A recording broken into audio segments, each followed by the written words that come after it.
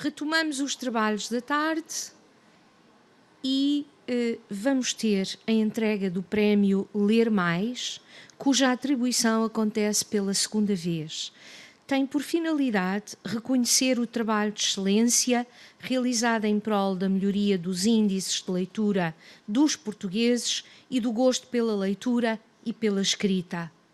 Instituído pelo Plano Nacional de Leitura 2027, o Prémio Ler Mais visa galardoar, em cada ano, personalidades ou entidades que se destaquem nos domínios da leitura e da escrita. Este prémio tem o valor de 10.000 euros.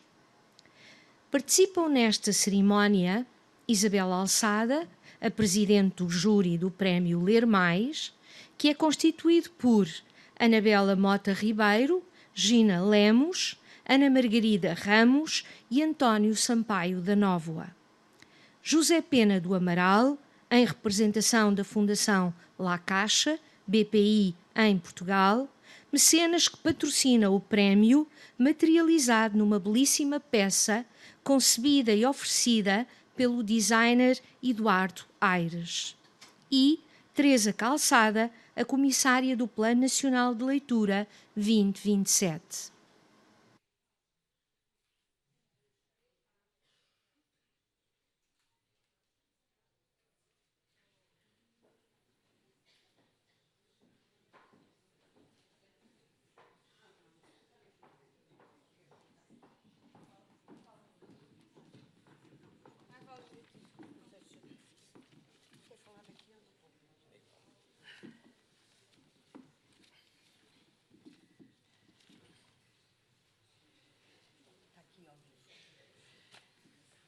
Boa tarde. Vamos retomar os nossos trabalhos, como já foi dito. Eu, aqui, em nome do plano, só tenho que testemunhar o gosto por poder fazer parte desta mesa que, por um lado, anuncia o vencedor do Prémio Ler Mais deste ano, por outro lado, sustenta financeiramente e não só, porque nos acompanha neste gosto. Obrigada. Eu própria, em nome do plano, como dizia, porque nós tínhamos muita vontade há alguns anos de ter um prémio que exatamente correspondesse a um reconhecimento público do valor, da excelência de alguns que se têm dedicado à promoção, ao trabalho científico, à projeção da leitura e da escrita, seja numa vertente mais académica, numa vertente mais curricular, numa vertente mais performativa, e este prémio nasce exatamente porque foi possível, tendo a ideia, que alguém nos ajudasse a sustentá-lo. Procurámos um júri muito qualificado. A Isabel aceitou ser presidente do júri já no primeiro prémio, na primeira, como se diz, edição, obrigada, e mantém na segunda. Mantemos, aliás, o mesmo júri, e eu quero aqui agradecer a todos os que concorreram, porque sem o seu concurso e sem o seu esforço não tínhamos candidatos nem vencedores. A Isabel vai, naturalmente em nome do júri, falar sobre o prémio, anunciar o vencedor e, finalmente, passo a palavra ao nosso ilustre representante da Fundação La Caixa BPI em Portugal. O Dr. Santos Silva não está hoje connosco, mas está através do seu tutor, e nós somos muito gratos por esta entrega e por este apoio. Muito obrigada. É para mim um prazer, como podem imaginar, de poder ler as candidaturas a este prémio. Isto porque as candidaturas traduzem aquilo que de melhor se faz, embora haja muitas entidades e pessoas que desenvolvem programas e projetos muito interessantes e de grande qualidade e que não concorrem. E, portanto, em primeiro lugar, queria incentivar todos a concorrerem a este prémio, que é um prémio com um âmbito muito, muito vasto. Tanto podem concorrer universidades, centros de investigação, associações culturais, escolas, bibliotecas públicas, bibliotecas privadas, organizações da sociedade civil e até pessoas que desenvolvem um trabalho que seja significativo e que contribua para aquilo que a Teresa focou. Em primeiro lugar, aumentar os indicadores de leitura dos portugueses, promover o gosto pela leitura e a escrita, desenvolver a formação e estimular a relação entre várias áreas, como a leitura e as ciências, a leitura e as humanidades, a leitura e as artes, a leitura e as tecnologias, enfim, como vê, é muitíssimo vasto. Daí que não se torna muito fácil fazer a seleção. Em todo caso, queria-vos dizer que é com também um prazer muito grato que nós temos aqui, entre nós, as vencedoras do primeiro prémio, que são as professoras Fernanda Leopoldina Viana e Yolanda Ribeiro, que o ano passado venceram o prémio pelo trabalho, o inestimável trabalho que têm feito na investigação da leitura. Eu pedia para elas uma salva de palmas. E agradeço-me. Não, são tímidas, não gostam de se levantar, mas está ali. Está ali. Muito bem. Este ano, realmente, recebemos candidaturas de todo o tipo de instituições e nós reconhecemos o trabalho, em primeiro lugar, e claro está, a adequação à finalidade do prémio, a qualidade. Evidentemente que avaliar a qualidade é sempre um bocado subjetivo, mas como somos vários e com muito tempo e muita experiência nesta área, enfim, trocámos impressões sobre a qualidade. Um aspecto que o prémio valoriza é a consistência, daí que peça a consistência e a sustentabilidade, daí que o prémio que só possa concorrer a alguma personalidade ou instituição que tenha pelo menos 3 anos de trabalho nesta área. Também valorizamos, como é natural, a inovação e o envolvimento das comunidades em que opera. Portanto, em que medida é que a ação desta instituição ou desta personalidade consegue realmente tocar aqueles a quem se dirige. E é este, posso dizer, globalmente, são os nossos critérios. Este ano, o prémio, vou anunciar, não é? Vou. Este ano, eu vou fazer como nos Oscars. Tu seguras-me no faz favor.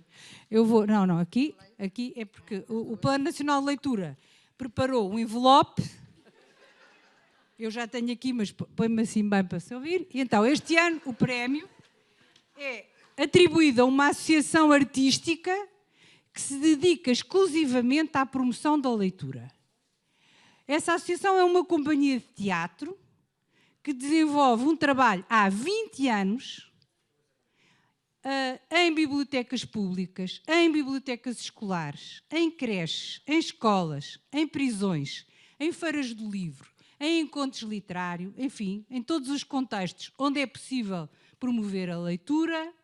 E trata-se, agora é que eu vou tirar o envelope, e trata-se da Associação Artística Andante.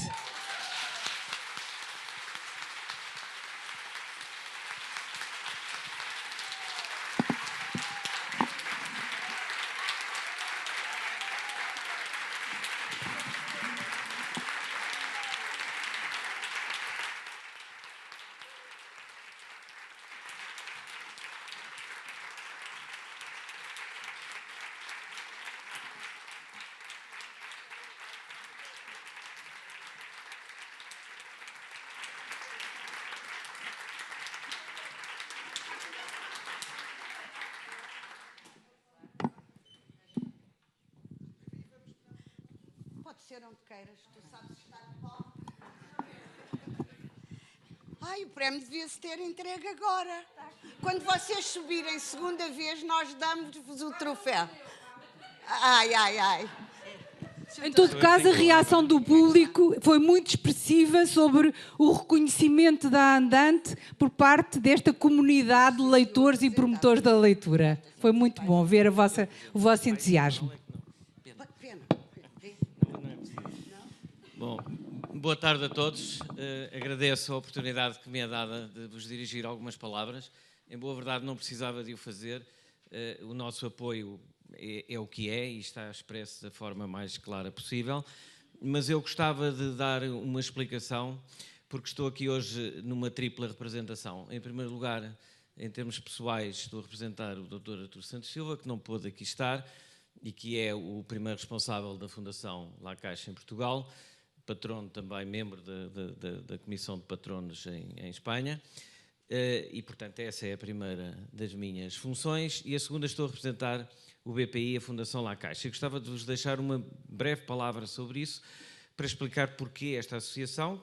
Há 2 anos o banco foi integrado no grupo CaixaBank, é um grupo especial, porque o principal acionista é precisamente esta fundação, o que significa que os resultados das empresas em que participa revertem para uma intervenção social muito significativa, com um orçamento anual superior a 500 milhões de euros, que a situa entre as principais fundações da Europa e mesmo do mundo. E, portanto, é no âmbito dessa intervenção que resultou do facto do BPI estar integrado no grupo CaixaBank, que hoje o banco e a Fundação estão associados em Portugal e que esse trabalho da Fundação se transpôs também para o nosso país. O orçamento da Fundação este ano em Portugal vai atingir 30 milhões de euros e vai crescer ainda nos próximos 2 anos, até atingir um patamar de 50 milhões de euros, que é aquilo a que nós chamamos, digamos, a velocidade de cruzeiro. E, portanto, dou esta explicação apenas porque parece útil que conheçam a razão porque estamos aqui. Dentro da ação da Fundação, a esfera social é a mais relevante, mas depois há também 2 componentes muito significativas, uma a investigação e a ciência e outra a cultura e a educação. E é neste contexto que este prémio se inscreve. Parece-nos muito importante estimular o gosto pela leitura e o alargamento da literacia. É para nós muito grato podermos estar associados ao Plano Nacional de Leitura e é muito grato também podermos atribuir um prémio, ou neste caso não atribuímos, financiar um prémio que é concedido por um júri de pessoas muito reputadas e que eu aqui também saúdo na pessoa da doutora Isabel Alçada. Eu pessoalmente tenho um prazer especial neste acontecimento e neste prémio. Sou um leitor compulsivo, sei quanto devo à leitura, não apenas pelo prazer que ela própria proporciona, mas também pelo que permite no que respeita a ajudar a pensar e ajudar a escrever. Sem ler é difícil escrever bem e, sobretudo, lendo bem e lendo bons autores, nós seguramente, mesmo sem percebermos, estamos a aprender a arrumar as nossas ideias, a estruturá-las de uma forma mais completa e a exprimi-las através da escrita. É por isso, com um enorme gosto que aqui estou e com um enorme gosto também que nós apoiamos esta iniciativa. É também muito interessante verificar quem são as instituições ou associações ou entidades beneficiadas, porque cruzam várias dimensões da vida social. Não é apenas a leitura que está aqui em causa. No prémio deste ano, esta associação tem uma intervenção muito interessante também no plano social, pelas instituições que visita, pelas comunidades que apoia, e o ano passado estávamos a distinguir uma outra entidade que estava de algum modo relacionado com os novos suportes da leitura, neste caso, basicamente, os suportes digitais. E, portanto, estamos sempre a falar de mais alguma coisa do que apenas ler. E isso é, a meu ver, muito relevante e significativo nesta iniciativa e reforça a alegria e a vontade com que aqui estamos a apoiar. Muito obrigado por tudo.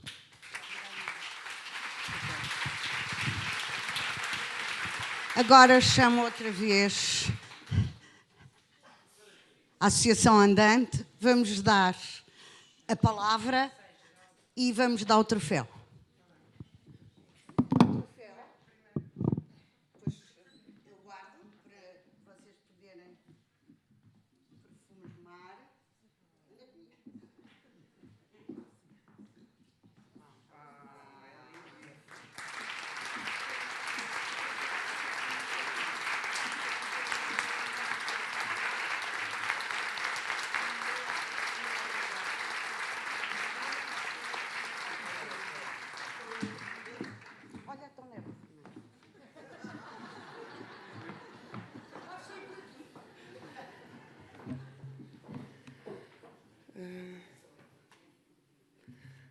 Olá, boa tarde a todos. Estou um bocadinho enervada. Vamos lá ver. Então, vou começar por agradecer este prémio ao Plano Nacional de Leitura, ao júri e à Fundação La Caixa que o patrocina. E, naturalmente, o que quero dizer com isto é que quero agradecer às pessoas que compõem estas instituições, aqui representadas pela doutora Teresa Calçada, pela doutora Isabela Alçada e pelo doutor José Pena do Amaral. Receber um prémio destes tem uma importância grande para uma pequena companhia de teatro como a Andante. Pequena, não na idade, que já temos 20 anos feitos, não nos objetivos, que desde o início ambicionámos muito e assim continuamos, não na capacidade de resistência, que já atravessámos turbulências variadas, pequena no tamanho. Uma companhia de teatro com apenas 2 pessoas a trabalhar a tempo inteiro, uma atriz e um sonoplasta, é uma coisa minúscula. Eu sou, normalmente, a face visível da Andante. O Fernando Ladeira é o outro lado desta moeda. Mas, evidentemente, isto não se seguraria só connosco. A Andante tem estas 2 caras, mas não é a primeira vez que o digo, tem muitos corações. Vou agradecer a cada um deles, nomeando-os para memória futura. Atores, encenadores, músicos, cenógrafos, figurinistas, designers, produtores, fotógrafos, formadores, engenheiros de som, costureiras, serralheiros, amigos de todas as horas. Como escreveu José Saramago para os construtores do convento de Mafra, do seu Memorial do Convento, vou dizer como ele disse: já que não podemos falar-lhes das vidas, por tantas serem, ao menos deixemos os nomes escritos. É essa a nossa obrigação, só para isso escrevemos, torná-los imortais, pois aqui ficam, se de nós depende, neste caso de mim.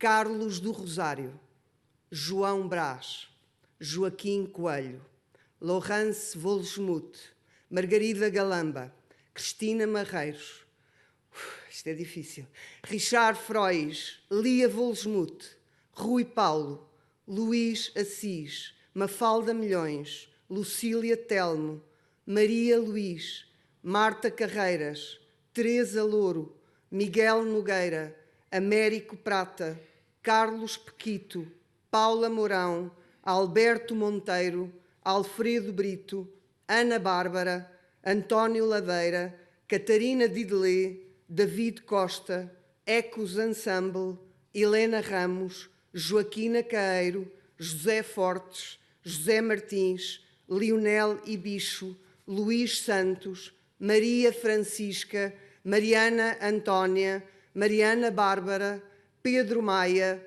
Ricardo Tavares, Rui Palha, Sofia Maúl, Vítor Costa e aos nossos meninos Catarina, Joana, Maria, isto não é fácil, Martim, Matilde e Tomás. Fica ainda aqui o nosso agradecimento a todas as pessoas do CLEVA, Clube de Leitura em Voz Alta de Alcochete, e ao Coro de Leitores, que são o nosso laboratório, o nosso lugar de experimentação por excelência. Aos bibliotecários e técnicos das bibliotecas públicas que nos acompanham, incentivam, desafiam e protegem. Aos professores e educadores de infância com quem nos temos cruzado e aprendido. Aos nossos companheiros de estrada de outros grupos de teatro.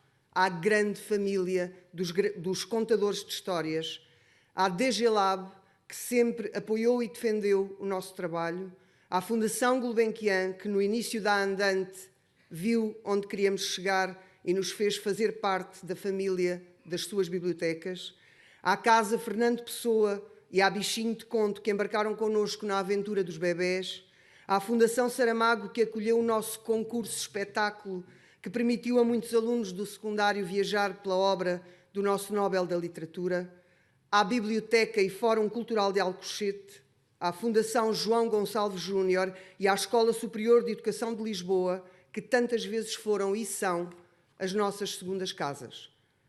Finalmente, à Câmara Municipal de Alcochete, que é a única entidade que de forma regular subsidia a Andante.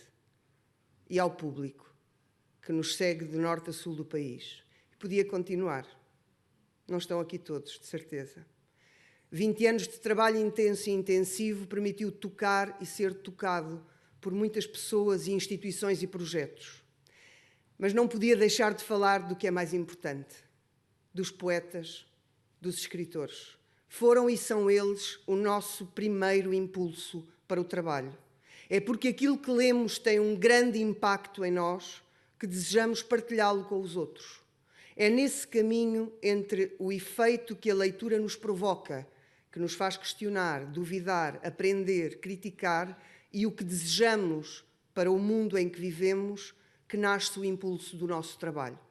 Por exemplo, hoje aqui, em que se faz o elogio da leitura, lembrei-me logo das palavras de Olivier Roland no seu Cerco de Cartoon. Não há um livro, mas uma poderosa trovoada das letras que nos marca de vez em quando o coiro com um dos seus raios. E é este ou aquele livro. Mas tudo o que podemos dizer depois é que foi uma descarga do caraças. Que aquilo tinha uma força de cortar a respiração, que nos ultrapassa completamente e que tem aquela propriedade estranha, como o amor, de nos desintegrar, mas também, e contraditoriamente, de nos concentrar durante curtos instantes num ponto de inteligência e de sensibilidade absolutas que nunca atingiríamos sem isso. That's all. Isto foi Olivier Roland, mas podia falar, como nos passou pela cabeça, de pegar em Fernando Pessoa para ir ter com os bebés. O ibis, ave do Egito, pousa sempre sobre um pé, o que é esquisito. É uma ave sossegada, porque assim não anda nada. Uma cegonha parece, porque é uma cegonha. Sonha e esquece. Este prémio é muito importante para nós, porque para fazer promoção da leitura como nós a entendemos, para além da dedicação, profissionalismo, competência, criatividade, resistência, flexibilidade, precisamos de recursos. E este prémio vai servir para ajudar a construir o nosso próximo trabalho de promoção da leitura. Um trabalho dirigido ao público adolescente. Vamos ser mais em palco. Estou um bocadinho cansada de estar sozinha aqui deste lado. Vamos poder sonhar um pouco mais. Muito, muito obrigada.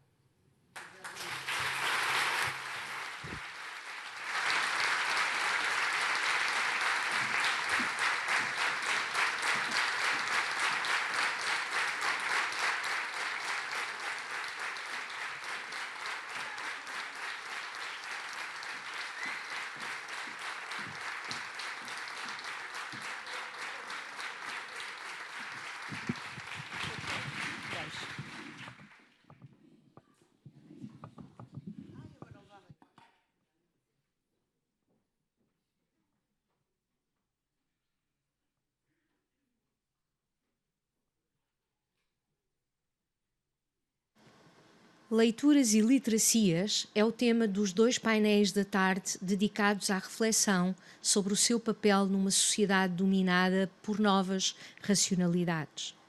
O primeiro destes painéis contará com as apresentações sobre Educação e Sociedade, por Maria de Lourdes Rodrigues, reitora do ISCTE, Informação e Data, por José Legato, professor na Universidade Nova de Lisboa e investigador na área das redes de computadores e evolução futura da internet. Comunicação e Média, por António José Teixeira, diretor adjunto de informação da RTP. Moderação pela jornalista Bárbara Wong.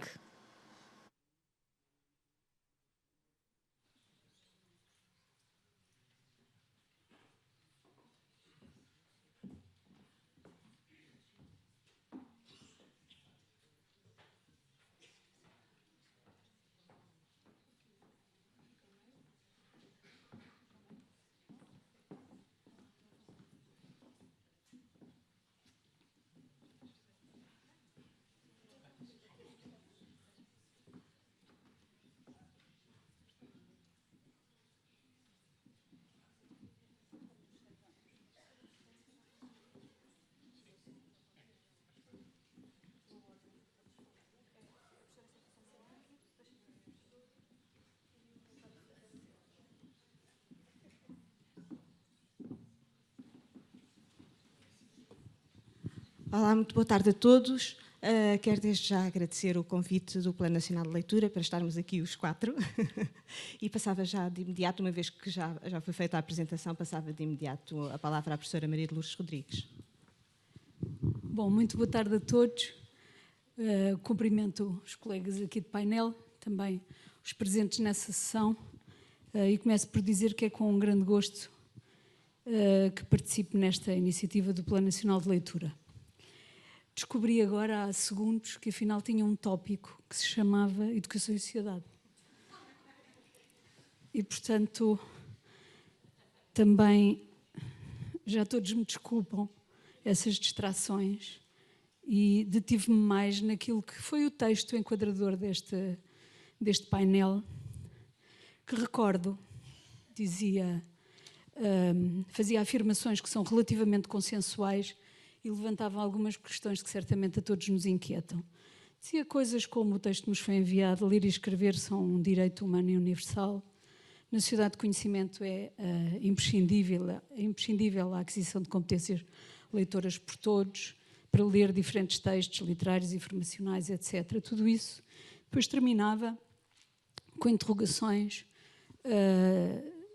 como: que papel cumpre a leitura numa sociedade dominada por tais racionalidades e ecologias, que são todos os movimentos associados ao desenvolvimento dos novos mídia e dos sistemas de informação. Que visões e expectativas podemos ter perante a incerteza e as exigências deste século? E perguntava no fim, o texto nos foi enviado: podem a leitura e o saber salvar-nos da barbárie? E aqui é que eu parei e pensei: bom, não vou ser capaz de responder a nada disto. Vamos lá ver. Há muitos estudos hoje que procuram encontrar a correlação entre os níveis de educação da população e o número, ou seja, medido de várias maneiras, medido de várias formas, os níveis de educação populacional, desde o número de anos de frequência da escola pela maioria da população, os níveis atingidos por determinados segmentos mais ou menos alargados, sejam os jovens, sejam os adultos, e, portanto, muitos estudos procuram a correlação entre estas variáveis relacionadas com os níveis educacionais e o progresso económico ou o desenvolvimento dos regimes democráticos. Eu, há muitos anos que acompanho um investigador francês, é historiador e demógrafo, Emmanuel Todd, não será muito familiar a todos vós, mas recomendo vivamente os trabalhos deste investigador. Venho acompanhando e ele defende uma tese há muitos anos, e os trabalhos vão sempre no sentido de confirmar esta tese, de que a variável que verdadeiramente impacta tanto sobre o desenvolvimento económico como sobre o desenvolvimento da cidadania ativa e o desenvolvimento dos regimes democráticos é a alfabetização, ou seja, o ensino e a aprendizagem da leitura e da escrita.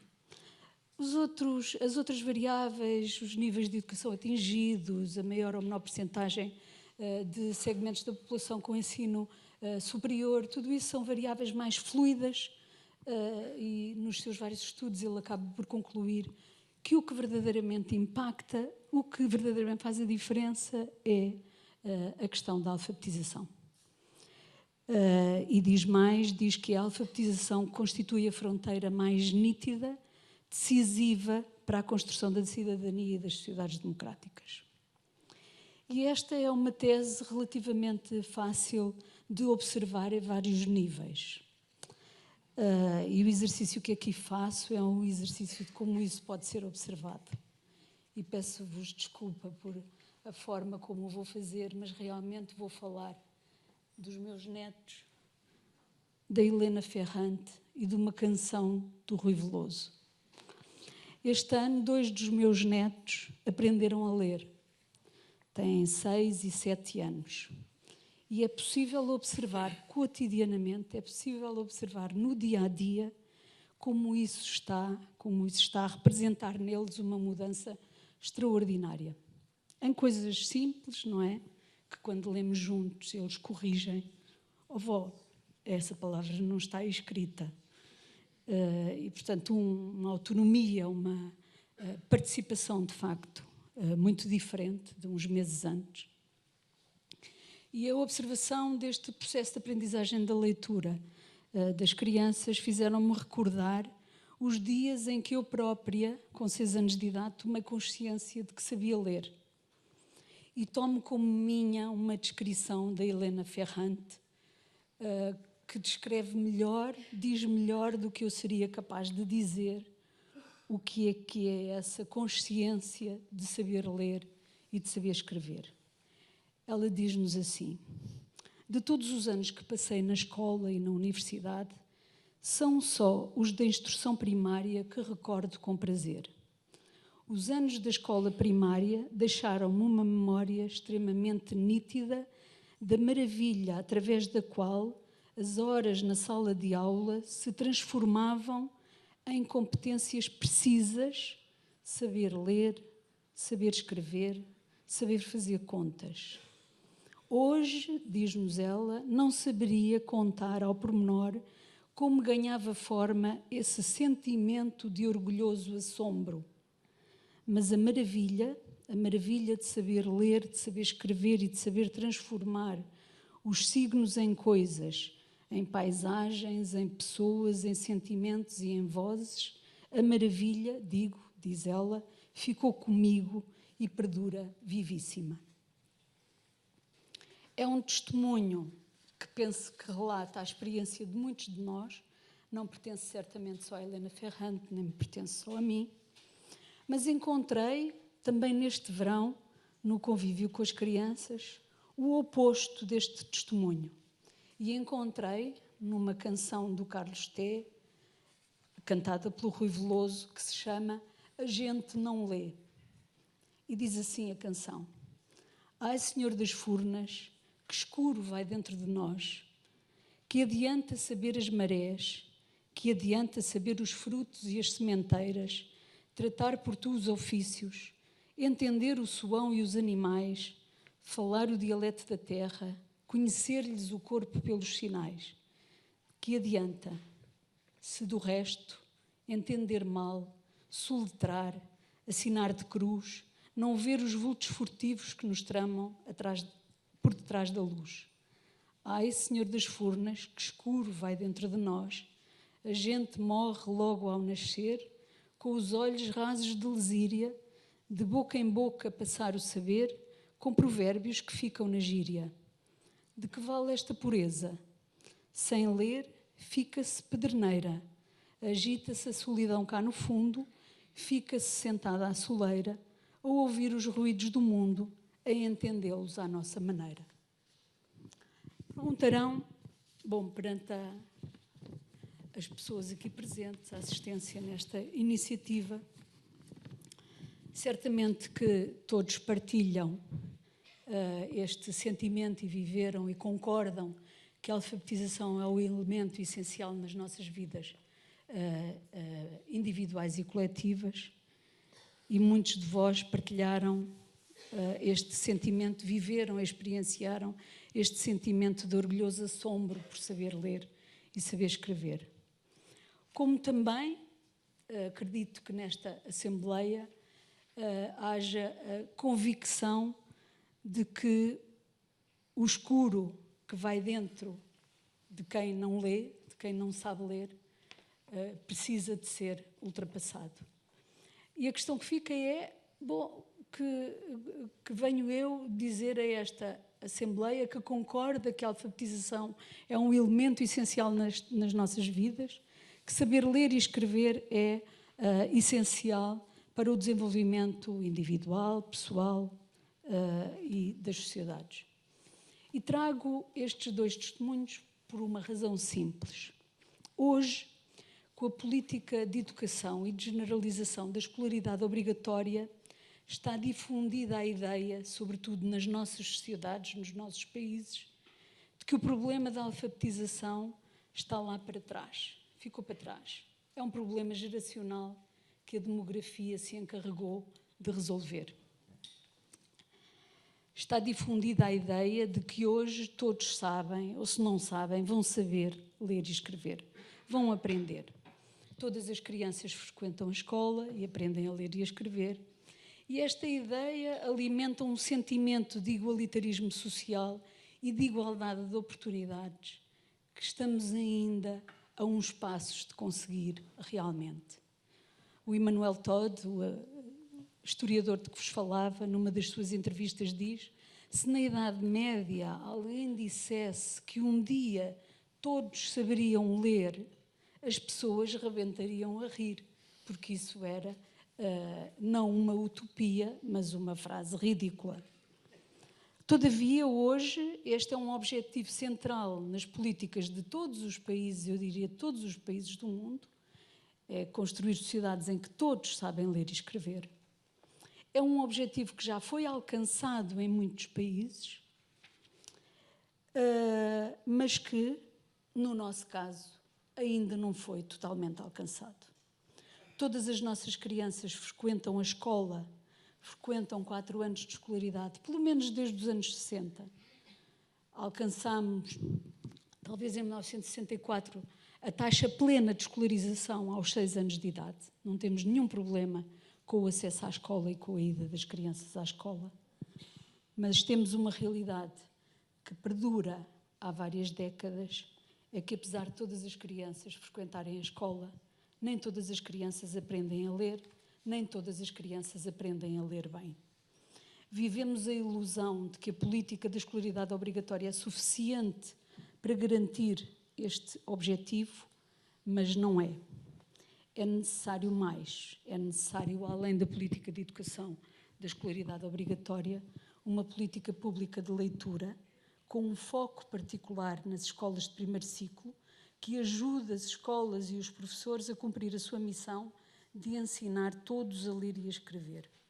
E isto pelas crianças e pelo país, porque saber ler e escrever é um direito humano e universal, como dizia o texto que nos foi distribuído, mas também porque saber ler e escrever é a competência que permite o acesso ao conhecimento, à participação informada, e é o que permite não ficar sentado à lareira a ouvir os ruídos do mundo. Vou terminar dizendo o seguinte: no nosso país, na minha opinião, a educação não precisa nem de grandes reformas, nem de grandes revoluções. A educação precisa que continuemos a fazer melhor o que há para fazer.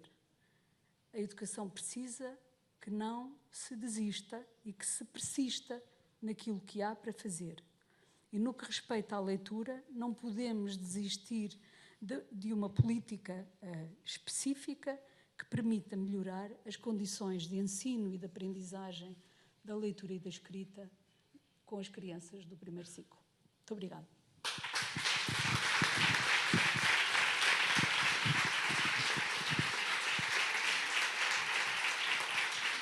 Obrigada, professora. Passava a palavra ao professor José Legato e perguntava-lhe de que forma é que as áreas como as novas tecnologias contribuem para a literacia. Ou não. Muito obrigado. Bom, eu queria começar por agradecer o convite e, bom, perante esta plateia, essencialmente, de intelectuais e educadores, pessoas da escrita e da informação, tenho que explicar um pouco o que é esta ave rara aqui veio parar. Portanto, eu sou professor de Engenharia na Universidade Nova de Lisboa, profissionalmente sou um engenheiro, portanto, digamos, é essa a minha formação de base, essa foi a minha atividade, ensino Engenharia, mas já pratiquei muitas vezes Engenharia. Porque é que tem algum sentido que eu aqui esteja a conseguir estar à altura do desafio? Bom, porque sempre me preocupei com as implicações sociais da tecnologia e para quem trabalha em internet existe um manancial enorme de implicações sociais e de coisas para refletir e tentar influenciar. Eu tento influenciar pouco, mas apesar de tudo, para vos dar um exemplo, uma das últimas atividades que tive na minha universidade foi introduzir uma disciplina nova que já existe noutras universidades, sobretudo nas americanas, que é ética aplicada à sociedade da informação, onde, de facto, o essencial é discutir as implicações da evolução tecnológica recente sobre a sociedade. É óbvio que não vale a pena estar aqui a falar das maravilhas da internet, portanto, isso é um dado adquirido. Eu vou falar sobre mais as não maravilhas da internet, que talvez não seja um dado tão adquirido, e tentando, na medida do possível, digamos, explicar a sua interação com a problemática da escrita, da leitura, e de todo o ecossistema que está à volta desses assuntos. Pronto, do ponto de vista da minha estrita experiência profissional, é óbvio que a leitura e a escrita é fundamental, não é? Não é possível ter ensino universitário, aprender alguma coisa com pés e cabeça, se não se sabe, peço perdão, se não se sabe ler e escrever, ok? Mas não é ler e escrever no sentido de saber soltar o que está lá, é de saber entender o que está lá. É a leitura e a escrita ao serviço do conhecimento. E vou tentar dar-vos 3 exemplos desse impacto da tecnologia neste mundo, da leitura e da escrita, um pouco, digamos, como uma tentativa de ajudar a essa reflexão. Não sei se vou ter êxito, faço o melhor possível. Bom, o primeiro exemplo que eu gostava de vos dar é o seguinte. Quando a internet começou a ser acessível ao grande público, apareceu uma empresa chamada Amazon, que certamente todos conhecem, que no essencial lançou o conceito de livraria online, não é? Portanto, quem queria comprar livros podia comprar através da Amazon, encomendar, e portanto o livro vinha-lhe parar a casa, não é? Pronto, isto parece uma coisa simples, inócua, etc. Mas os homens que lançaram a Amazon tinham uma visão de grande alcance e, sobretudo, digamos, partiram de um ponto de vista que, digamos, eu vou só perder um bocadinho de tempo a explicar, porque é fundamental perceberem como é que a internet abriu o caminho para a inteligência artificial ter um grande impacto público.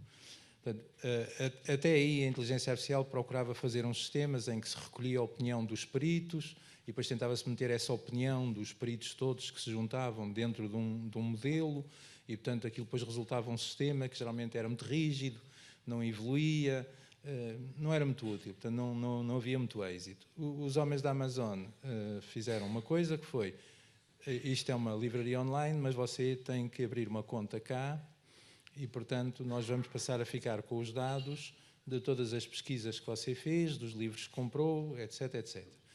A seguir juntou-lhe um ingrediente que foi dizer assim: bom, se você gosta muito de livros e quer fazer aqui uma revisão do livro, faça gratuitamente para a gente, porque está ao serviço dos outros leitores e tal. Digamos, passou-se de uma... portanto, isso tecnologicamente está profundamente enraizado na inteligência artificial atual, passou-se para um tipo de sistema em que o conhecimento deixou de vir de peritos, mas o conhecimento passou a vir de uma análise profunda e detalhada do que a multidão faz e pensa. Okay? Portanto, nós íamos à livraria e passávamos os olhos para as estantes e falávamos com o tipo que lá estava a vender, conhecia as últimas edições, ou este livro ou aquele, etc. Esse conhecimento dessas pessoas foi substituído por um sistema que passou a agregar e a processar estatisticamente e a inferir coisas a partir do que as pessoas faziam na livraria online. Isto não dá resultado se forem 1000 clientes, dá um resultadão se forem milhões de clientes. Okay? Portanto, esse sistema passa a conhecer as preferências da multidão, dos clientes todos, passa a distingui-los, passa a saber quais são os que pesam, os que não pesam, os que compram, os que não compram, o que deixam de comprar, e quando a gente entra no sistema diz assim: olá, bom dia, ainda bem que voltou, tenho aqui umas recomendações a fazer-lhe, porque os tipos como você compraram também este livro. Não é? Digamos assim. E aquela empresa foi absorvendo o ecossistema da distribuição livreira e foi o secando de alguma forma. Não quer dizer que não tenha um aspecto muito positivo. Não sou capaz de avaliar se os livros desceram ou não de preço, isso não sei. Foram feitas tentativas para essa empresa de novas formas de leitura, através do e-book, etc, etc. Portanto, digamos, a adesão do público demonstra que nem tudo é negativo, como é evidente. Passados estes anos todos, a Amazon penetrou todos os setores do mercado nos Estados Unidos e é o maior grossista de tudo o que se vende nos Estados Unidos. De tudo. E sabe mais sobre o mercado americano e sobre cada um dos americanos que alguma outra pessoa no mundo. Sabe o que é que eles querem, o que é que preferem, como é que vendem, como é que reagem, etc, etc. Pronto. Isto é um exemplo em que, pronto, queria dizer que há um grande impacto sobre o mercado livreiro. Para o bom ou para o mau, eu não sei. É óbvio que a Amazon não pode substituir os escritores, não é? Há impactos positivos, há impactos negativos, há pelo menos um impacto duvidoso, é que é um sistema que absorve tudo. E que tende para o monopólio, isso, enfim, não preciso de chamar a atenção, que é algo que precisa de ser discutido profundamente. Vou dar-vos outro exemplo. Também no tempo em que a internet estava a nascer, havia uns serviços que se chamavam motores de busca. Basicamente, esse serviço era, se eu queria encontrar uma página, um site que tivesse uma informação sobre um certo assunto e tal, dava lá as minhas palavras-chave e o motor de busca fazia-me umas sugestões. Okay? O motor de busca mais conhecido no início da internet chamava-se Alta Vista. E eu não tenho a certeza qual era a tecnologia que usava, mas baseava-se muito em recomendações de peritos e outras coisas e pronto. Mas, sem saber exatamente isso, passo para o que me interessa. Apareceu um motor de busca chamado Google. Era muito discreto inicialmente. Em 1999 a Google era muito discreta, mas o que a Google tinha por trás era novamente inteligência artificial. Numa primeira fase, baseada em algoritmos que ainda não eram identificados com inteligência artificial, mas que consistiam no seguinte: que recomendação é que eu vou dar às pessoas se elas procuram qualquer coisa?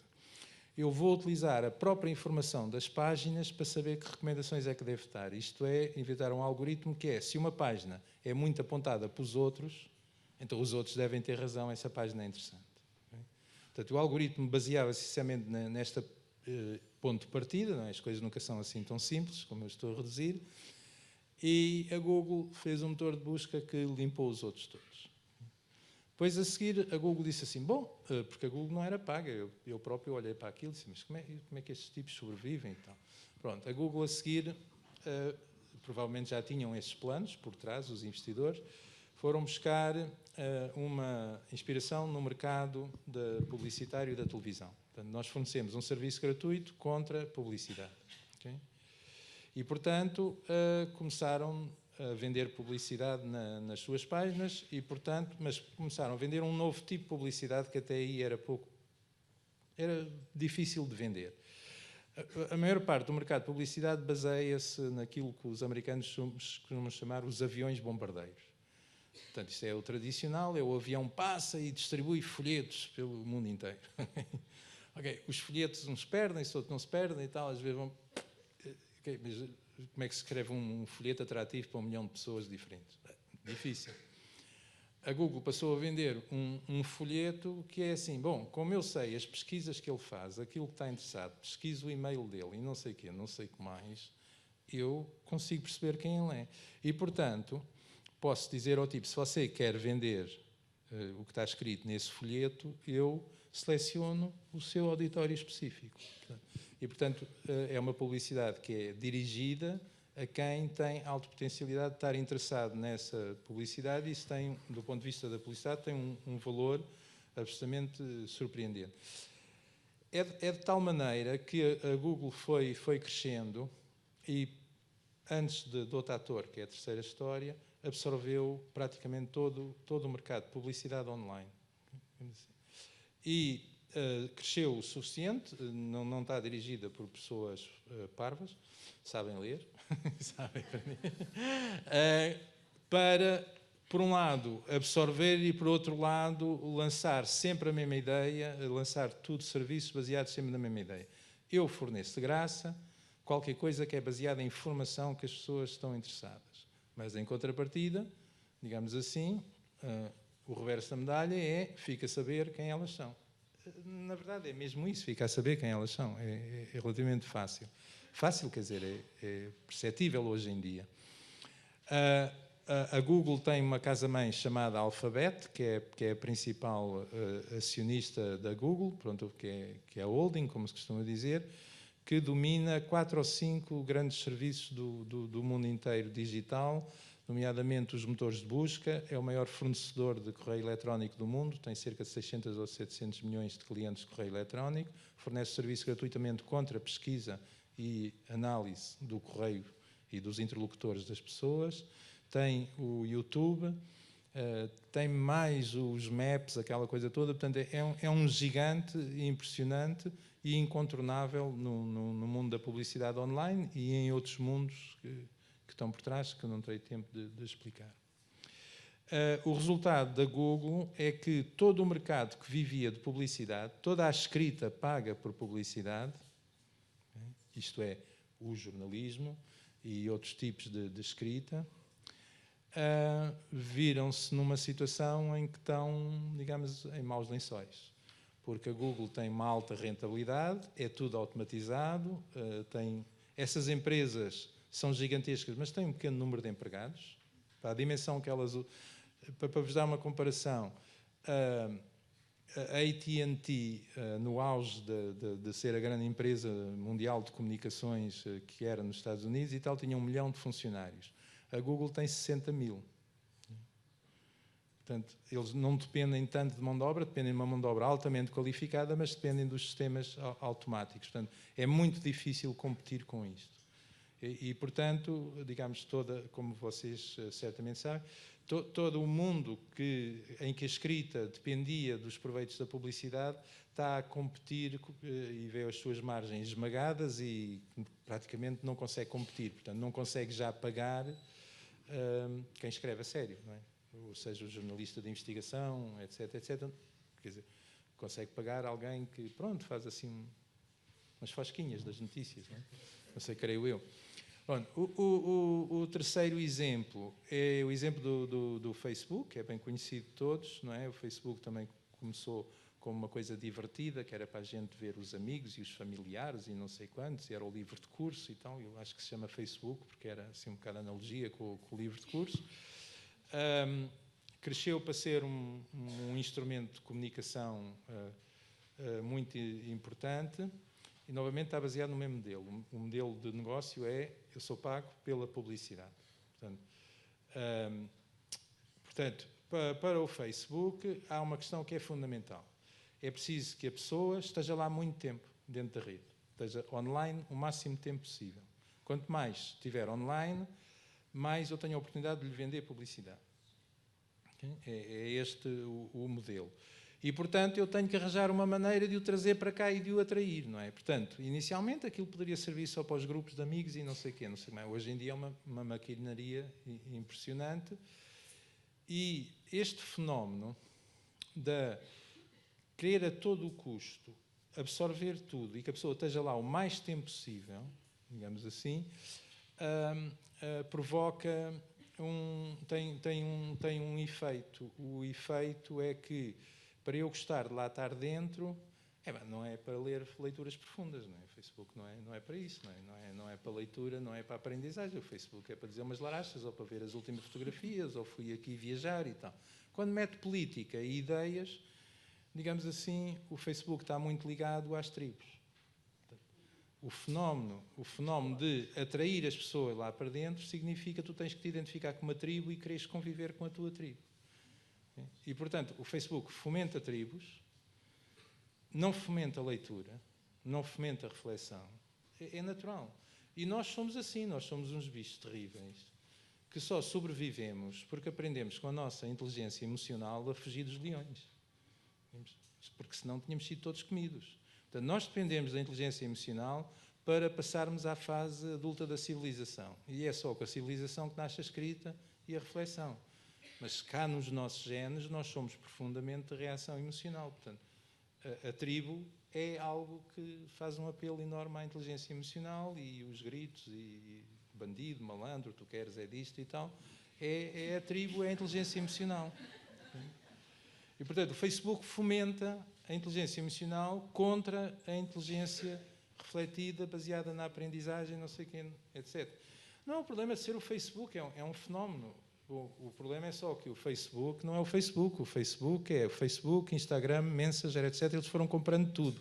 Ou seja, o mercado mundial de redes sociais é dominado por Facebook e suas participadas. Okay? E o mercado mundial de publicidade é dominado, entre o Facebook e a Google, é dominado a 80% por esses dois. Okay? A analogia é, já são demasiado grandes, não sei bem para quê. Pronto, não vou dizer to fail, porque isso é outra questão. Pronto. A pergunta é, mas só existem eles no mundo? Sim, sim, existem outros. Existe uma Google e um Facebook chinês. Da mesma dimensão, da mesma coisa, com a mesma ambição de vir cá para fora, etc. E tem a ajuda do Estado chinês para não deixar ninguém entrar no mercado deles, que é por causa das histórias. Pronto. Portanto, a internet, digamos assim, tem coisas maravilhosas, como é óbvio, não é? Estes 3 exemplos são repercussões complexas, eventualmente não tão interessantes da potencialidade do instrumento, mas que nos obrigam um pouco a dizer assim, bom, nós temos que conhecer isto para perceber bem os desafios com que nos defrontamos, porque estes desafios são muito complexos, e vocês que são educadores certamente sabem o que é a tendência e o vício que todas as crianças têm. Isto é uma coisa ridícula. Eu chego à faculdade 10 minutos antes de começar a aula e está uma tropa fandanga, todos com o telemóvel, tal, não sei o quê, já ninguém fala, não é? Pronto, ok, eu estou a caricaturar e tal, mas vocês na sala de aula com as crianças devem sentir algo paralelo com isto, muito mais grave, como é evidente. Portanto, a internet certamente tem, a tecnologia tem promessas extraordinárias, tem desafios tão extraordinários ou mais complexos que as promessas que tem. Okay? Eu costumo terminar estas coisas por dizendo assim, se nós aplicássemos a inteligência artificial em massa à medicina, o que deveríamos fazer era o seguinte, pegávamos em todas as pessoas do mundo, pegávamos na sua história clínica integral, pegávamos na história clínica integral dessas pessoas e dos seus antepassados e não sei quê, não sei o que mais. Todos os dias que elas fizessem uma coisa ou fossem ao médico, metíamos os dados lá. Okay? E este sistema, que dentro de algum tempo haverá capacidade computacional para ele existir, permitiria aos médicos e aos cientistas, etc., tirarem informações fabulosas com impacto no estudo das doenças, etc. Mas qual é que era o custo deste sistema? Quem é que o vai fazer? Quem é que o vai controlar? Okay? Portanto, o desafio é este, ou seja, as promessas são gigantescas, okay? Mas os perigos são também gigantescos. E, em particular, para vocês, infelizmente, alguns desses perigos têm, de facto, um impacto sobre o problema da leitura e, sobretudo, sobre o problema da reflexão, não é? Com tribos não se vai longe, não é? Assim, pronto. Bom, eu espero que o meu testemunho tenha sido útil, ou, enfim, fiz o melhor possível. Sou um engenheiro aqui no meio de vocês.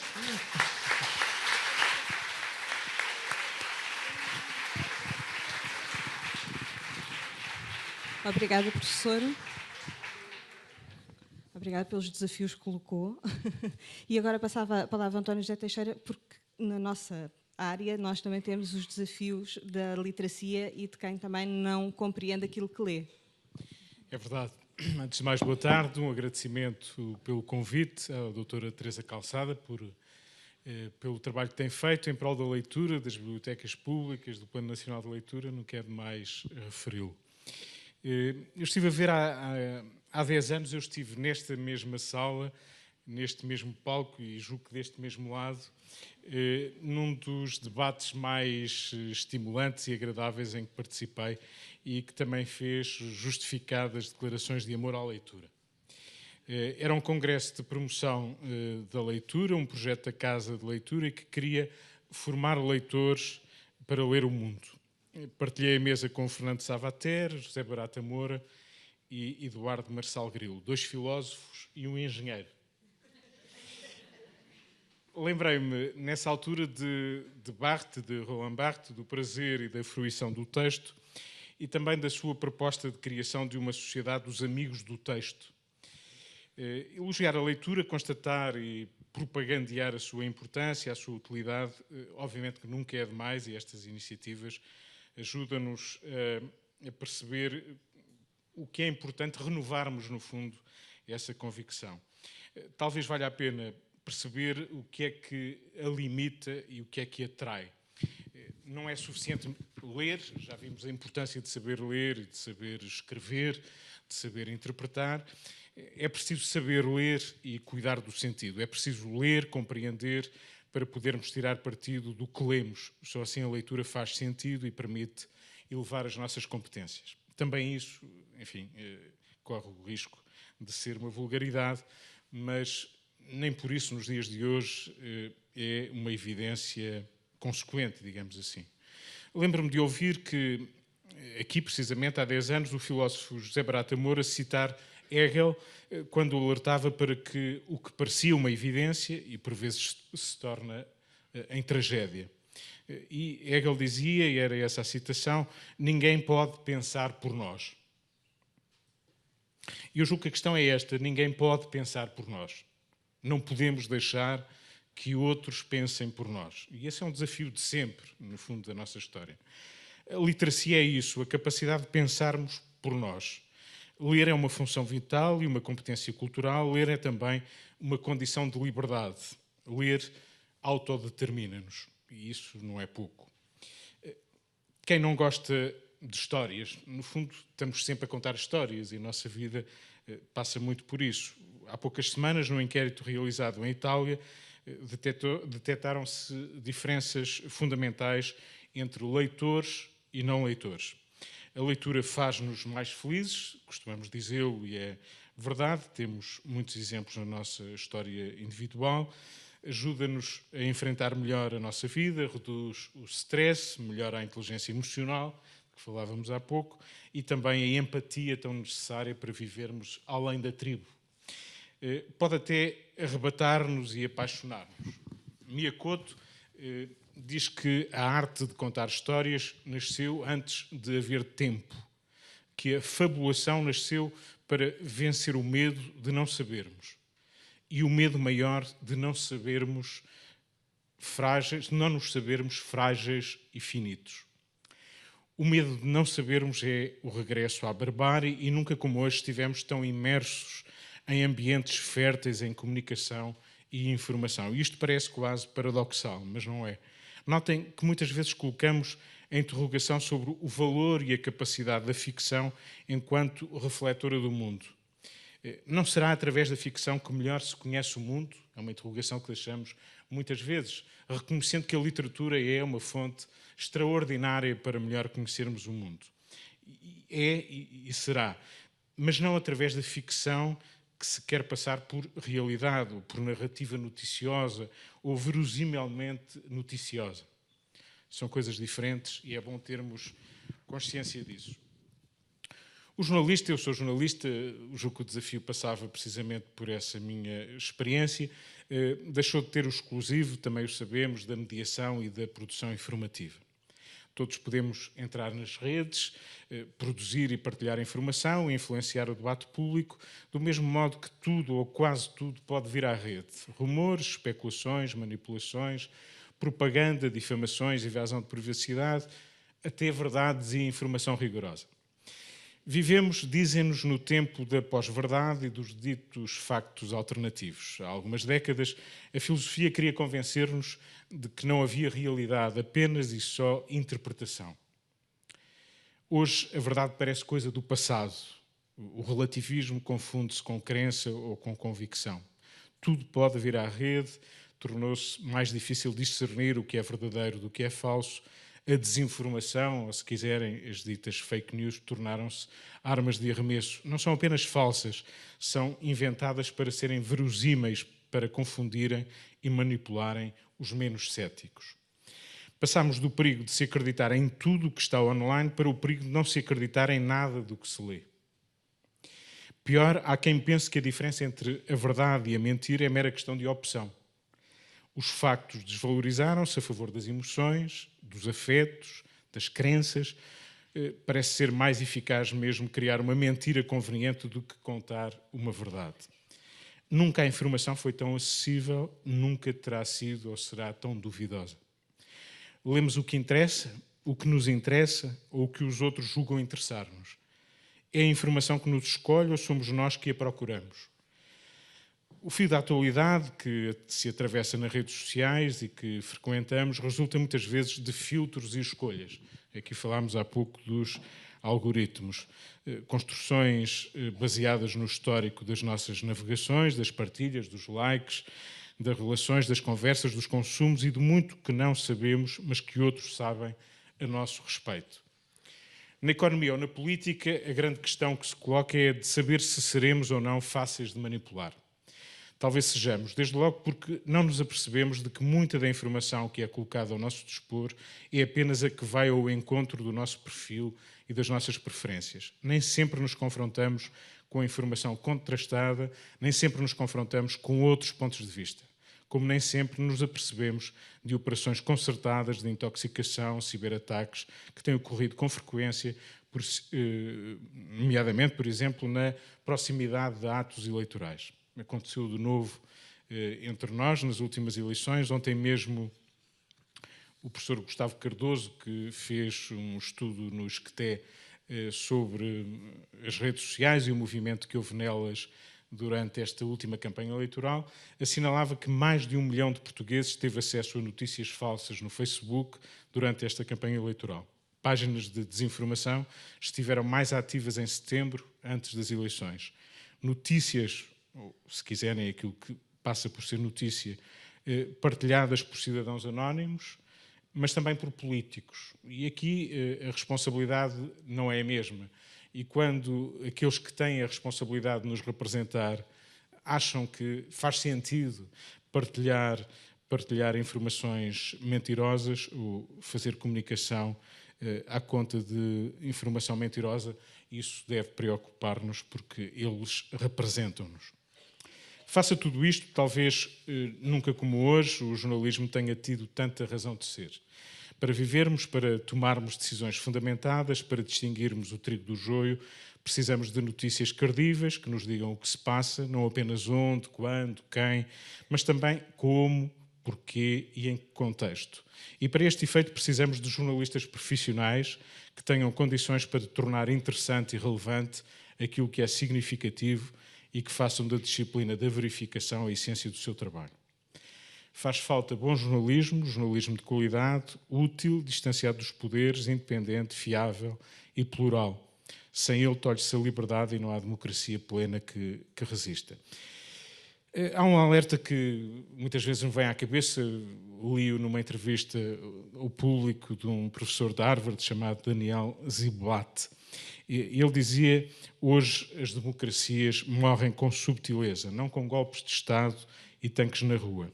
Estar vigilante é uma obrigação de todos. E estar vigilante, digo eu, estar bem informado, ler, saber ler, interpretar, estar atento ao espaço público e armado de sentido crítico. Faz falta literacia mediática e digital, pois, como sabemos, o maior inimigo da liberdade é a ausência de sentido crítico. Na Europa e em Portugal também, há pouco tempo, lembro-me de participar numa iniciativa da ERC, a Entidade Reguladora da Comunicação Social, que dava conta daquilo que no seio da União Europeia e individualmente em cada um dos países da União se estava a fazer nesta matéria. De vez em quando tomamos nota de algumas iniciativas, há mesmo um plano de combate à desinformação, a expressão mais usada é desinformação, mais do que fake news, que é em si próprio um paradoxo, são notícias, é pressuposto não serem falsas, mas já estamos nesta fase em que vivemos no paradoxo permanente. A União Europeia tem algumas medidas, nomeadamente a defesa da literacia mediática e digital na escola, que isso seja uma disciplina desde cedo a introduzir nos currículos escolares, que isso faça parte também da formação dos professores. Em Portugal, convém dizê-lo, no último Congresso dos Jornalistas saiu uma iniciativa que teve consequências. A Direção-Geral da Educação, em colaboração com os jornalistas, estão a trabalhar numa disciplina de educação para os média, e isso, obviamente, é o começo de alguma coisa, não é ainda aquilo que precisamos, mas é pelo menos a consequência de um estado das coisas que nos preocupa muito, pois essa coisa das notícias e da comunicação confunde-se, quer dizer, só os conceitos de comunicar ou informar. Comunicar são as mensagens que trocamos entre nós para nos divertirmos, para os simples contactos, sem qualquer outra consequência. Informar é bastante mais do que isso. E, portanto, a promoção da literacia mediática e digital deve ser uma disciplina que deve começar pelos mais novos, mas não apenas os mais novos, deve ser algo que, ao longo da nossa travessia, deve ser tido em conta, até por uma razão. Do ponto de vista tecnológico, a sofisticação hoje daquilo que permite falsear a informação. Há, por exemplo, uma ferramenta, são chamados deepfake, que são vídeos que estão de tal modo, digamos, encriptados, que são muito difíceis de distinguir de vídeos verdadeiros, digamos assim, e são muito difíceis de desconstruir e de percebermos onde é que estão uma imagem real e uma imagem fabricada ou manipulada. Isso diz bem que, mesmo do ponto de vista tecnológico, há muito a fazer para combater aquilo que é verdadeiro ou falso. Eu não estou, quando há pouco falava da filosofia que nos disse sempre que a verdade é sempre interpretação, não estou a dizer que isso não acontece ou não deve ser assim. Mas é pressuposto que nós trabalhamos ou procuramos, quando digo nós, particularmente os jornalistas, mas não apenas, acho que todos nós, na procura da verdade, sendo certo que, porventura, ela é muito complexa e, em última análise, será sempre uma interpretação. Mas isso não nos deve dispensar do esforço da verificação dos factos, do questionamento, da nossa atitude cética e crítica perante aquilo que está à nossa volta. Muito obrigado. Muito obrigada.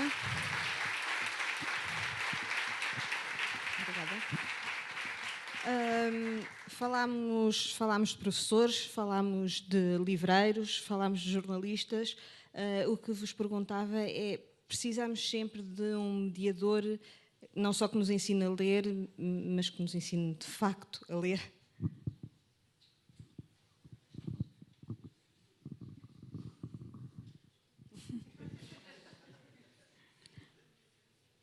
Precisamos sempre de mediadores, até mesmo na comunicação política. Não há uma enorme diferença. Diria que... tenho que pôr assim. O primeiro e principal mediador é o professor de instrução primária que ensina a ler e a escrever. É uma figura central, penso que foi essa a mensagem que quis trazer, associada também à ideia de que no nosso país ainda não conseguimos que todas as crianças aprendam a ler e a escrever na idade própria, que aprendam a ler e a escrever bem. Aos 7 anos de idade continuamos a ter taxas de reprovação absurdas, da ordem dos 10%, que significam que 10% das crianças não conseguiram aprender a ler e a escrever, não atingiram os objetivos que os professores se propõem e que isto é um problema para estas crianças, é um problema para o país, é um problema para as crianças em si próprias, porque não conseguem aprender, mas é para todo o seu percurso escolar, que vai ser marcado pela dificuldade de não ler bem, de não ler rápido, de não ler com confiança, de não entender aquilo que a leitura e a escrita exigem. E o primeiro e principal mediador é, de facto, o professor primário, o professor do ensino básico do primeiro ciclo, mas necessitamos, depois deste primeiro passo, sempre de mediadores. A competência em leitura e todo o percurso académico ou escolar que se faz a seguir vai-nos permitir ganhar competências e conhecimentos e saberes, etc., mas nunca seremos especialistas em todas as matérias. Seremos talvez especialistas em algumas matérias, na maior parte das outras seremos cidadãos comuns generalistas, e nós precisamos da mediação por parte dos cientistas, por parte dos engenheiros, por parte dos jornalistas, na comunicação política por parte de representantes nas várias instituições políticas, e, portanto, o papel dos mediadores é sempre muito importante, mesmo quando se atingem níveis de educação superior muito especializada. Acontece muitas vezes que somos muito conhecedores de determinada matéria e totalmente ignorantes noutras matérias, e assim é, e isso é natural, não é um defeito, é uma característica, o que significa que para todas as outras matérias em relação às quais eu não tenho um nível de conhecimento aprofundado que me exige compreender tudo, vou necessitar de mediadores, e por isso é tão importante a comunicação em ciência, por isso é tão importante a cultura científica, por isso é que em muitas dimensões da nossa vida, não apenas na dimensão política, cotidiana, de acompanhamento do dia-a-dia, da compreensão do mundo, precisamos de mediadores. Portanto, eu diria que sim, os jornalistas estão talvez a seguir aos professores primários do ensino básico do primeiro ciclo, são uma profissão muito importante. Os divulgadores de ciência têm um papel muito importante e não têm tido o espaço, digamos assim, de que talvez necessitássemos para compreendermos melhor os fenómenos do mundo. E depois os mediadores na comunicação política, que também me parecem muito importantes. Enfim, não pensei muito sobre a sua pergunta, mas espero ter dado um contributo. Obrigado. Eu não posso acrescentar muito mais. É evidente que, digamos, para a compreensão profunda ou para a compreensão de qualquer fenómeno, nós precisamos sempre de mediadores. Temos, digamos assim, é mesmo isso. Há coisas que é impossível nós termos o conhecimento ou termos a disponibilidade para analisar profundamente, só não precisamos de mediadores nos assuntos em que nós somos absolutamente o perito final, não é? Digamos assim, ou não final, ou próximo dos peritos. Para os outros precisamos de mediadores. E, portanto, nós precisamos que as pessoas aprendam a comunicar como mediadores, o que exige profundidade de pensamento, de escrita, etc, não é? E nós precisamos de aprender a distinguir o bom mediador do mau mediador. Portanto, temos que saber ler. Ler no sentido, temos que atingir a capacidade de ter compreensão daquilo que lemos, não é? E, portanto, não é ir com a tribo, é aderir a um conjunto de ideias, porque pós-análise nós chegamos lá. Não é possível a sociedade viver sem mediadores. Há umas experiências malucas, não sei se são malucas, mas a internet, quando surgiu, também disse assim, agora é que a gente vai fazer democracia direta. E, portanto, vamos pôr toda a gente a votar e o governante o que tem que fazer é ouvir ou escutar o povo e não sei o quê. Não sei o quê. Eu às vezes falo de uma maneira assim um bocado, como das aspas, desbragada, mas enfim, é o vício de ser professor e de arranjar maneira de chocar a audiência. Portanto, inventou-se essa história da democracia direta, etc. A democracia direta, digamos, as poucas experiências que há de democracia direta acabam bastante mal. Não é? Portanto, nós estamos a vê-las ao vivo. Okay? A democracia e a vida política e a vida coletiva, a vida social, a vida em civilização, existe constantemente mediadores. Nós delegamos naqueles que elegemos, porque nos demonstraram pela sua competência, capacidade de análise, história de vida, etc., delegamos neles como mediadores entre nós e o poder e a decisão. Não é possível, não é? Está à vista de toda a gente, o Trump, o Brexit, etc., etc. Qual é o resultado da democracia direta, sobretudo sem mediação e com falta de informação e com muita informação falsa. Portanto, vivam os mediadores bem informados e nós com capacidade para dialogarmos com esses mediadores e perceber quem... Eu não percebi nada de política se não visse programas dos comentadores. Não teria capacidade, não teria disponibilidade. Não é? Aprecio ali um dos comentadores que está aqui na... Mas também não concordo com tudo o que ele diz, não é? Digamos assim. É isso. Só dizer, na comunicação política, essa comunicação direta entre quem governa, por exemplo, a figura do Presidente dos Estados Unidos e a população, os cidadãos, tomando decisões políticas no Twitter e diz, agora vou legislar sobre qualquer coisa, é não só a dispensa dos mediadores, que são absolutamente essenciais para que se compreenda, para que os cidadãos compreendam, mas também é uma forma de fazer política que respeita pouco os princípios da democracia e do pluralismo, porque nos governos democráticos não existe apenas o Presidente da República, o Primeiro-Ministro, os ministros, existem os parlamentos, existem outras instituições políticas que são, de certa forma, também mediadoras e contrapoderes, e quando um dirigente político comunica diretamente, está a secar o campo, digamos assim, da controvérsia, do pluralismo, de uma participação um pouco mais viva. Peço desculpa de ter... Não. Eu acho que os mediadores são muitos, de facto. Eu, quando ouvi falar do professor primário, eu também sou professor primário e tenho orgulho. Passei por aí, não dei aulas, mas fiz o curso e estagiei e tive crianças à minha frente e respeito muito esse período e tenho boas memórias desse período.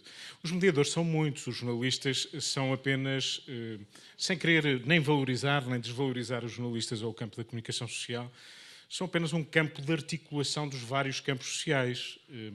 Para não cairmos na tribo e nas lutas tribais, é preciso, para termos consciência do mundo e nos articularmos e percebermos o que é que se passa à nossa volta, é necessário termos instâncias de mediação. Mas a mediação é feita, obviamente, por muitas instâncias. O Provedor de Justiça é uma instância mediadora entre a sociedade e o poder político, por exemplo, como os tribunais fazem mediações, como os deputados fazem mediação. E tudo isto enriquece o campo da mediação na nossa sociedade.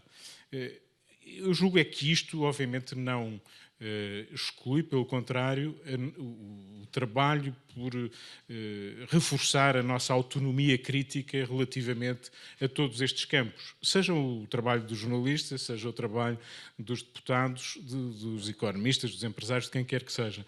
E, portanto, o grande problema é até que ponto estamos dispostos a tomar em mãos e ter uma consciência consequente daquilo que se joga nos nossos dias, nos nossos, não é os do futuro, são os dias atuais, sobre a forma como hipotecamos a nossa autonomia, como deixamos ao sabor de outros que nos guiem, que nos influenciem, mesmo quando já nem sequer damos conta que isso está a acontecer.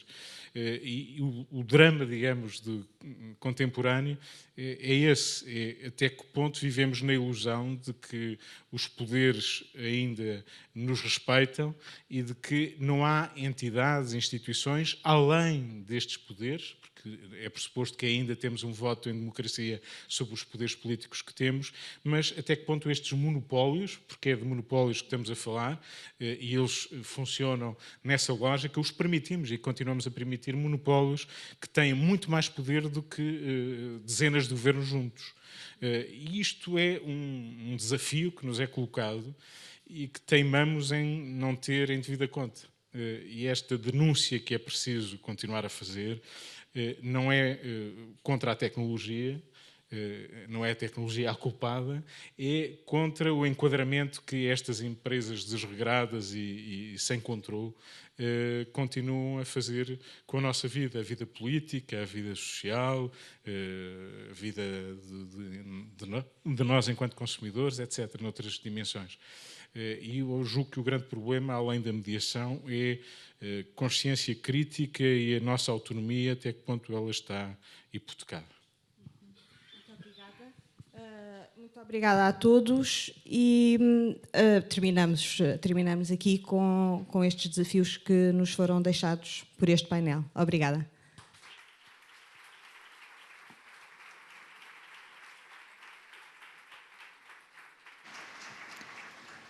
Vamos agora fazer uma pausa, retomamos os trabalhos às 16h30.